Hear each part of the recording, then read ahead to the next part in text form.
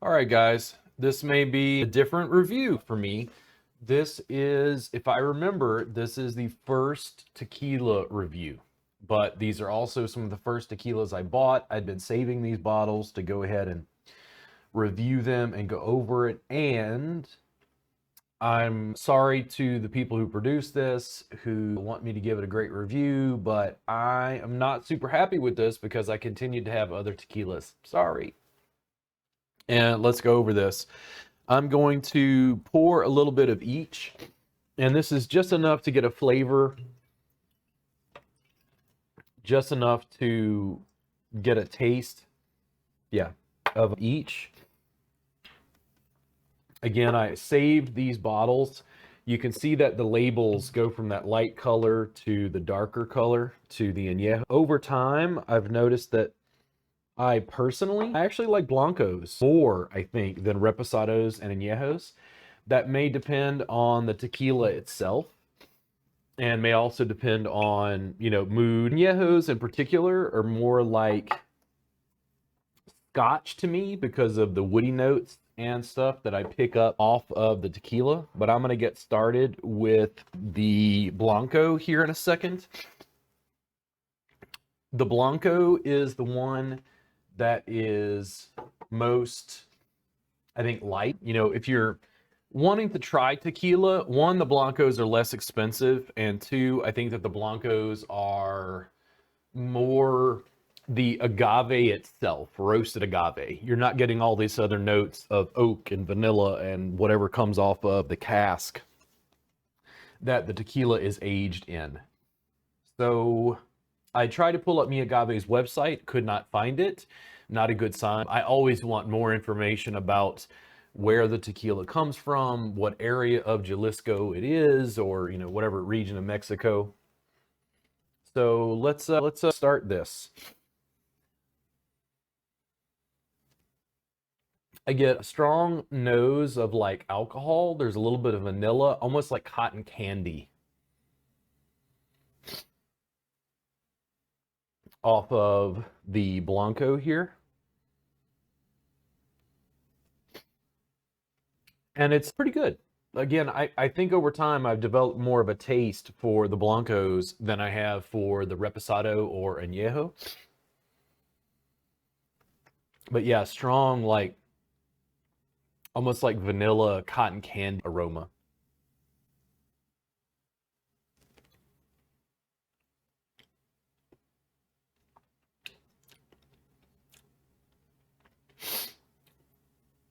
Roasted agave,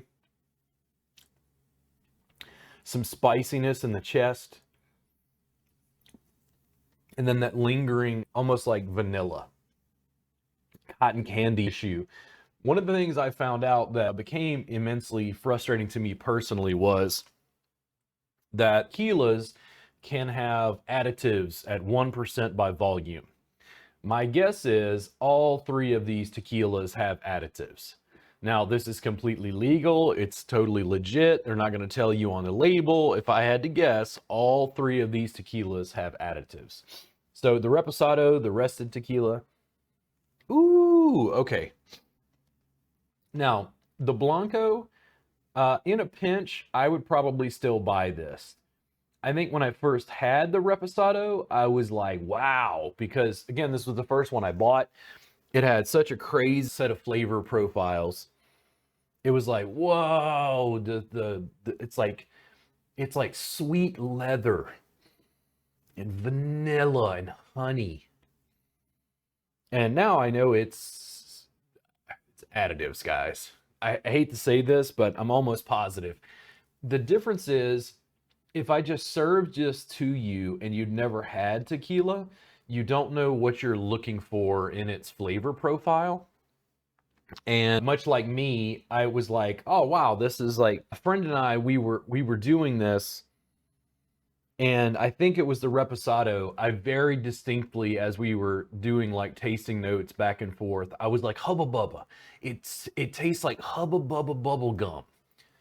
It's an additive. It's not just the tequila itself. And the more good tequila I've had without additives, I see why companies are adding additives, trying to replicate flavor and aroma profiles from other tequilas. But this is almost like, it smells like candy. It smells like packaged processed candy somehow.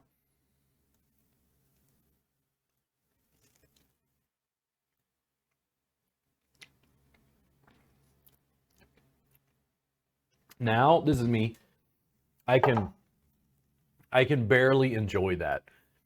The other flavors maybe coming from the cask and then also coming from, I'm assuming, the additives, that cotton candy like film just sits on my tongue. Not super happy with this at all. I will go ahead and use these. As you can see, I did drink them. I'm not going to waste alcohol, but I'll probably use these in mixed drinks or something else for friends to finish these bottles off.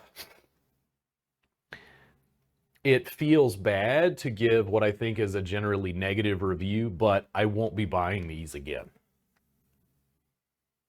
Ooh, okay. This is deeper. That leather flavor is not as sweet. It's like aged cotton candy.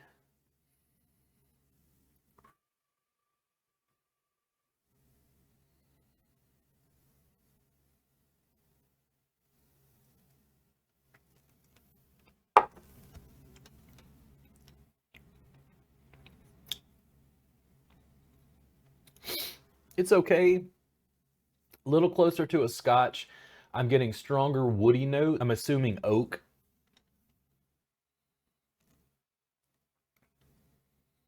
I mean, it's a huge flavor contrast from the Blanco to the Añejo. The Añejos, and I think again, it may just depend on the Añejo that you get. I don't want to disparage Reposados and Añejos because I think these are wonderful depending on what you're going for. But I have over time found myself, I thought I would like a Scotch drinker. I want the Lafroig, I want the smoky, peaty, crazy, nuanced flavors. And I find over time my taste in Scotch and my taste in tequila is getting more basic, more plain. I really love Blancos in particular, and I'm going to review more of these over time. All three of these are a thumbs down for me. I won't be buying these again. Again, I'm sorry to the producers of this. I'm just not inordinately impressed because of some of the other tequilas I'll be reviewing. There are other tequilas that I think are a little bit less expensive than these and much higher quality. So, take all that with a grain of salt. Do with it what you will. Miagave, is available. Simple bottle, simple design, but what do I say? Am I becoming a snob? That is an affirmative. That is an affirmative. I can almost guarantee you that these have additives, and it's not something that I want to drink. I want to be able to taste the flavor of Mexico. I want to be able to taste what's going on in that agave in a desert in Jalisco or wherever the tequila is produced. I want to be able to taste the terroir. I want to be able to taste the land, the people. I want to have some tequila and be transported to tacos. I want to be transported to the food, cuisine, culture, sights, and smells. Love you guys, but I won't be buying these again. I hope you guys have a good day and got something out of that. I'm going to be bringing in more tequila reviews very rapidly because I want to go to some of the bottles I really like. And amazingly, they're often less expensive. You guys have a great day. I'll talk to you soon.